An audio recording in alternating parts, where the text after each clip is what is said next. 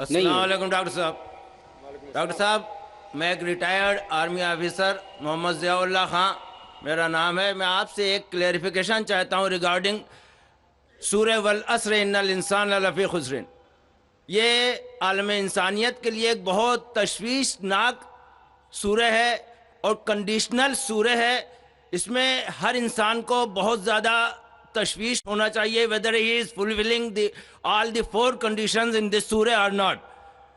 اس میں اس کی تفسیر میں ابھی آپ نے فرمایا وَتَوَاصَوْا بِالْحَقِّ کے لیے آپ نے فرمایا کہ غیر ایمان والوں میں ایمان کی دعوت۔ بے شک یہ سچ ہے کہ لا الہ الا اللہ سب سے بڑا حق ہے، لیکن میں یہاں آپ سے یہ کلیریفائی کرنا چاہتا ہوں کہ among all the Muslims اتنی زیادہ تعداد الحمدللہ مسلمانوں کی ہے، لیکن وہ عامل الصالحات سے دور ہیں، اللہ کے احکامات سے دور ہیں۔ اگر ان کو اللہ کے ان احکامات پہ عامل الصالحات کی دعوت دی جائے تو whether this fulfill the condition of وَتَوَاصَوْا بِالْحَقِّ or not۔ بھائی کا سوال ہے کہ جو سورہ العصر میں جو تیسری کنڈیشن ہے وَتَوَاصَوْا بِالْحَقِّ، اگر ہم مسلمانوں کے درمیان ان کو حق کی طرف بلاتے، ان کا مطلب ہے اصلاح۔ دعویٰ کے معنی ہے غیر مسلمانوں کو اسلام کی طرف دعوت دینا۔ دعوت کی معنی دونوں طریقے سے لیا جاتا ہے، غیر مسلم میں بھی بات کرنا، مسلم میں بھی بات کرنا۔ لیکن اگر ہم ایک اسپیسیفک خصوصاً لفظ استعمال کرنا چاہتے ہیں تو جب ہم غیر مسلمانوں سے بات کرتے اسے کہتے ہیں عربی میں دعوت، اور جب مسلمانوں سے اسلام کی بات کرتے ہیں اسے کہتے ہیں اصلاح۔ اصلاح معنی مرمت کرنا، اس کو سدھارنا۔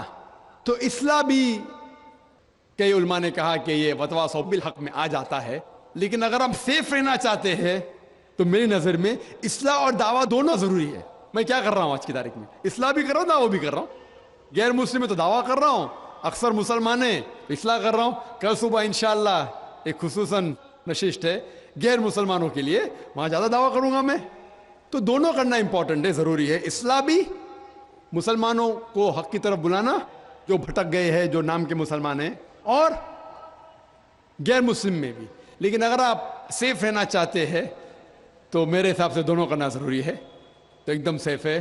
اور جنت میں جانے کے لیے ہمیں جو بھی کر سکے کرنا ضروری ہے، کیونکہ اللہ تعالیٰ فرماتے سورہ ملک میں سورہ نمبر 67 آیت نمبر 2، الذی خلق الموت والحیات، اللہ سبحانہ و تعالیٰ نے زندگی اور موت دی تاکہ وہ جان سکے آپ لوگ میں سے کون اچھے اعمال کرتا ہے۔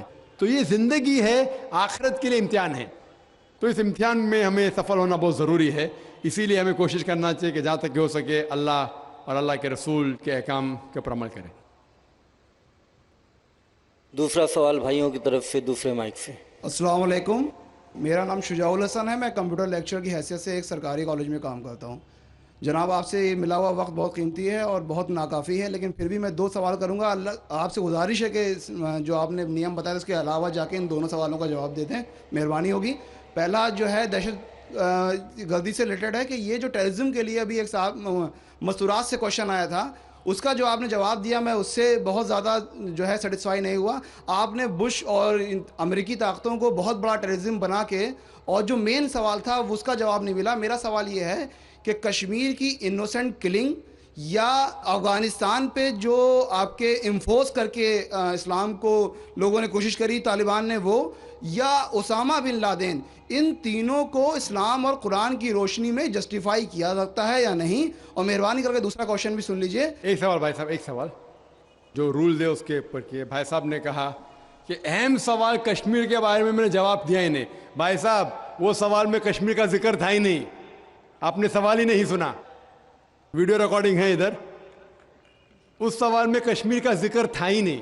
اس سوال میں یہ تھا کہ جو WTC کا وہ جہاد ہے کیا نہیں ہے؟ میں نے کہا ہے، لیکن جہاد فی سبیل شیطان۔ آپ نے دوسرا سوال کیا کہ میرے نظر میں جو اسامہ بن لادن کر رہا ہے وہ قرآن اور حدیث کی روشنی میں صحیح ہے کیا نہیں؟ جو لوگ کشمیر میں جھگڑ رہے وہ صحیح ہے کیا نہیں؟ جو افغانستان میں کر رہے صحیح ہے کیا نہیں؟ 3 سوال، ایک سوال کے 3 حصے۔ میں پہلے کا جواب تو دے چکا ہوں، شاید آپ نے نہیں سنا، کہ اسامہ بن لادن قرآن اور حدیث کی روشنی میں صحیح کر رہا ہے کہ نہیں۔ میں تو اسامہ بن لادن سے ملا ہی نہیں. آپ ملے ہوں گے, میں نہیں ملا. اللہ تعالیٰ فرماتے سورہ حجرات میں سورہ نمبر 49 آیت نمبر 6 میں, جب بھی کوئی آپ کو انفارمیشن کوئی چیز معلوم پڑتی ہے, خصوصاً اگر فاسق کے ذریعے ہے, تو اس کی تحقیق کرو. مجھے پتا نہیں, جو یہ CNN کہہ رہی ہے کہ اسامہ بن لادن نے WTC کو گرایا, اسامہ بن لادن تو کہتا میں نہیں گرایا. تو نہ میں اسامہ بن لادن سے ملا, تو میں یہ بھی نہیں کہتا اسامہ بن لادن قرآن حدیث پہ ہے یا نہیں ہے. اللہ عالم, اللہ عالم. اگر ہے تو جنت میں جائے گا, نہیں ہے تو نہیں جائے گا. مجھے ضروری نہیں کہ اسامہ بن لادن سے ملنا میرا فرض ہے, ٹھیک ہے نا. وہ آخرت کے دن میں فیصلہ ہو جائے گا.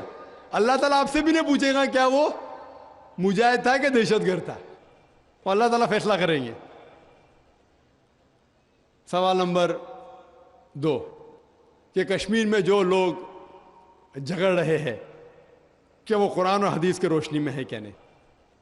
میں کشمیر میں لاسٹ ایئر 2003 میں تقریباً 1 سال پہلے گیا تھا. آپ دیکھتے کہ کشمیری لوگ الگ الگ وجہ کے لیے جھگڑ رہے ہیں.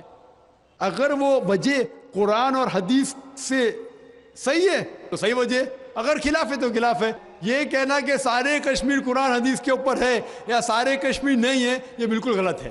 کچھ لوگ قرآن اور حدیث کے روشنی میں جدوجہد کر رہے ہوں گے تو صحیح جہاد کر رہے, کچھ لوگ اپنے ذاتی فائدے کے لیے ایک دوسرے کا قتل کر رہے, وہ بالکل غلط ہے.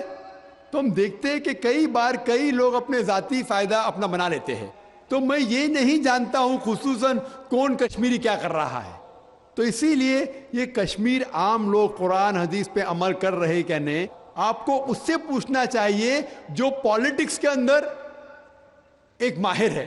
اللہ تعالیٰ فرماتے سورہ نحل میں سورہ نمبر 16 آیت نمبر 43, اور اللہ تعالیٰ فرماتے سورہ نمبر 21 آیت نمبر 7 میں فَاسْأَلُوا أَهْلَ الذِّكْرِ إِن كُنتُمْ لَا تَعْلَمُونَ. اس سے پوچھو جو اس فن کا ماہر ہے. میں پالیٹکس کے فن میں ماہر نہیں ہوں, میں دائی ہوں, تو کس طریقے سے جواب دینا غیر مسلم کو بولوں گا, لیکن پالیٹکس میں کشمیری لوگ کیا کر رہے ہیں, افغانی لوگ کیا کہہ رہے ہیں, وہ میں نہیں کہہ سکتا ہوں. میں اس فن کا ماہر نہیں ہوں. اگر کہوں گا تو قرآن کے خلاف جائیں گا. آپ اس سے پوچھو جو ماہر ہے. میں اس فن کا ماہر نہیں ہوں, میں دعوتی میدان کا ماہر ہوں. آپ بھگوت گیتا کے بارے میں پوچھئے, رامائن کے بارے میں پوچھئے, ہندوازم کے بارے میں پوچھئے, عیسائیت کے بارے میں پوچھئے, یہ افغانستان کے بارے میں یا کشمیر کے بارے میں. میں اس فن کا ماہر نہیں ہوں, لیکن یہ جانتا ہوں میں کہ جہاں تک کہ افغانستان کا تعلق ہے, طالبان کا تعلق ہے, ہم دیکھتے ہیں CNN کے اندر کہ کئی بار BBC اور CNN میں دکھایا گیا کہ طالبان ایک خاتون کو بے دردی سے مار رہا ہے. ارے طالبان خواتین کو مارتے ہیں ظالم لوگ. کیونکہ دائی ہونے کے حیثیت سے میں کئی ممالک کا دورہ کرتا ہوں.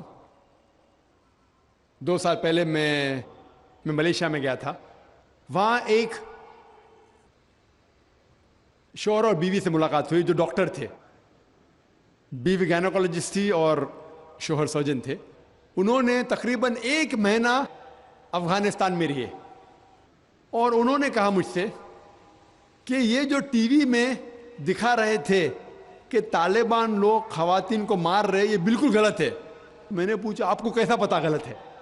تو اس نے مجھ سے کہا, وہ میاں بیوی نے کہا, کیونکہ طالبان کو جو پگڑی باندھتے ہیں ان کے باندھنے کا ایک خصوصی طریقہ ہے. مثال کے طور پہ جب ہم عربوں کو دیکھتے, ہمارے لیے جو عجم ہے, ہمارے لیے سب عرب ایک جیسے پگڑی باندھتے, پھیٹا باندھتے, اپنا غترہ باندھتے. لیکن وہ عرب ہی جانتا ہے کہ سعودی غترہ باندھنے کا طریقہ الگ ہے, وہ اماراتی UAE کا غترہ باندھنے کا طریقہ الگ ہے, وہ کویٹی کا غترہ باندھنے کا طریقہ الگ ہے. وہ پہچان سکتے. ہم نے اسی طریقے سے وہ طالبان کی پگڑی باندھنے کا طریقہ الگ ہے. وہ ڈاکٹر کہنے لگے مجھ سے کہ جس طریقے سے وہ BBC اور CNN میں دکھا رہے تھے طالبان خواتین کو مار رہے, وہ طالبان ہے ہی نہیں, وہ ایکٹر لوگ کو لے کے آئے تھے, لیکن بیوقوف تھے کہ ایکٹنگ میں برابر سے نہیں کیے, وہ کپڑے برابر نہیں تھے. میں نے تقریر سنی ایک رپورٹر جس کا نام ہے یوان ریڈلی. یوان ریڈلی ایک برٹش رپورٹر ہے.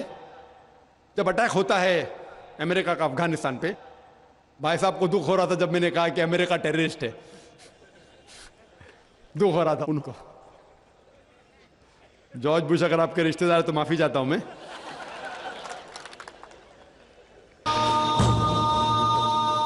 تو یوان ریڈلی جو تھی, یوان ریڈلی ایک رپورٹر ہے, برٹش رپورٹر, سفید ہے, وائٹ یوروپین. اس کو بھیجتے ہیں افغانستان میں تحقیق کرنے کے لیے طالبان کے بارے میں. وہ سارے تحقیق کرتے اور پورے ٹائم وہ نقاب میں رہتی ہے, حجاب میں رہتی ہے. ایک بار کیمرہ گر جاتا ہے اور اس کا راز فاش ہو جاتا ہے, تو طالبان اسے پکڑتے ہیں, 6 دن تک اسے قید کرتے ہیں.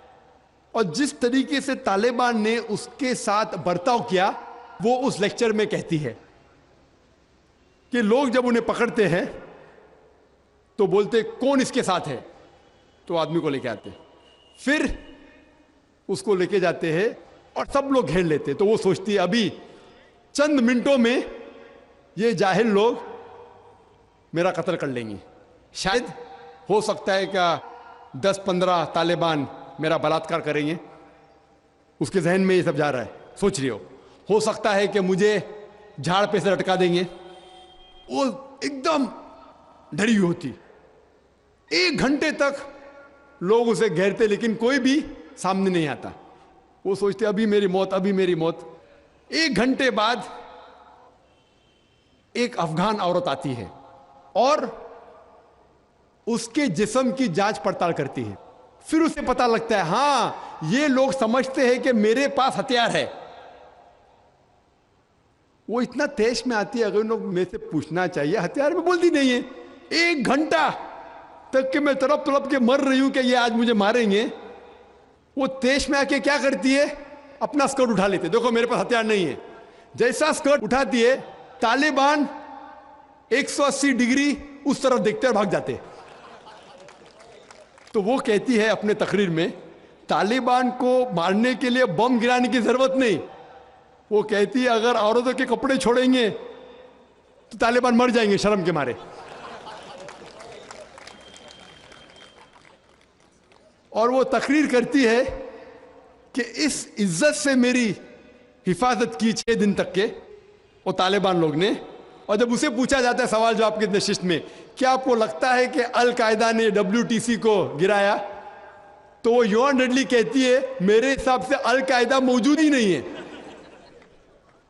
یہ اس کا کہنا ہے, میرا کہنا نہیں. اور جب اسے آزاد کیا جاتا ہے 6 دن کے بعد, اور جب باقی رپورٹرز پوچھتے آپ کے ساتھ کیا سلوک کیے, تو انہوں نے کہا اتنا اچھا حسن سلوک کیے کہ رپورٹ کے اندر ہی نہیں آیا. اور اس نے صرف یہ وعدہ دی تھی کہ میں انگلینڈ جا کے واپس سے قرآن مجید کا ترجمہ پڑھوں گی. تو وہ جاتی ہے اور چند مہینے بعد قرآن کا ترجمہ پڑھتی ہے اور اس کے بعد وہ اسلام قبول کرتی ہے. تو اس کے نظریے سے طالبان ایک دم معصوم ہیں, ان کے اوپر ظلم کیا گیا تھا. تو آپ مجھے پوچھیں گے بھائی طالبان کیا قرآن و حدیث کی روشنی میں صحیح ہے؟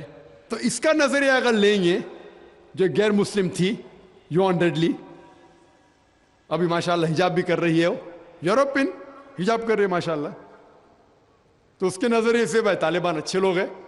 تو اسی لیے نظریہ بدلتے جاتا ہے.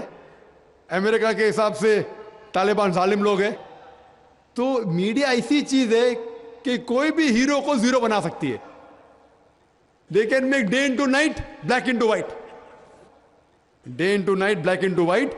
ہیرو کو زیرو بنا سکتی ہے, کوئی ولن کو بھی ہیرو بنا سکتی ہے.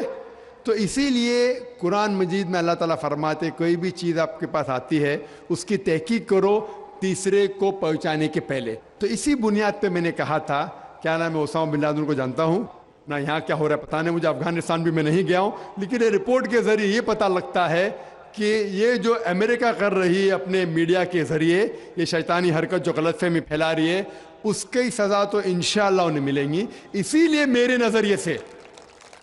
نظریے سے جارج بش نمبر 1 ٹیررسٹ ہے. آپ کو دکھ ہوائیں گا. جب میں لندن میں گیا تھا, وہاں ایک تقریر کی اور میں جواب دیا, تو ایک نوجوان اٹھ کے کہتا ہے کہ جارج بش کو ہم دعا کرتے کہ اللہ تعالیٰ اس کا قتل کرے. تو میں نے کہا میں تو یہ دعا نہیں کروں گا، میں تو یہ دعا نہیں کروں گا، کیونکہ اللہ کے رسول نے جو دعا کی، جو سب سے زیادہ دشمن اسلام کے خلاف جو تھے محمد صلی اللہ علیہ وسلم کے دور میں، دونوں کا نام تھا عمر، تو اللہ کے رسول نے یہ دعا کی کہ کم از کم ایک عمر کو ہدایت دے، تو میں یہ دعا کرتا ہوں کہ کم از کم اللہ تعالیٰ جارج بش کو ہدایت دے۔ بہنوں کی طرف سے کوئی سوال؟ السلام علیکم، میرا نام یسرا ہے اور میں ایک اسٹوڈنٹ ہوں۔ میرا یہ سوال ہے کہ کیا ٹیررزم اور ایکسٹریمزم کا ایک ہی معنی ہے؟ بہن نے سوال کیا ہے کیا ٹیررزم اور ایکسٹریمزم کا ایک ہی معنی نہیں، دونوں الگ معنی ہیں۔ ٹیررزم مطلب جو دہشت گرد ہے، جو انسان کے دل میں دہشت پیدا کرتا ہے۔ ایکسٹریمسٹ مینس شدت پسند۔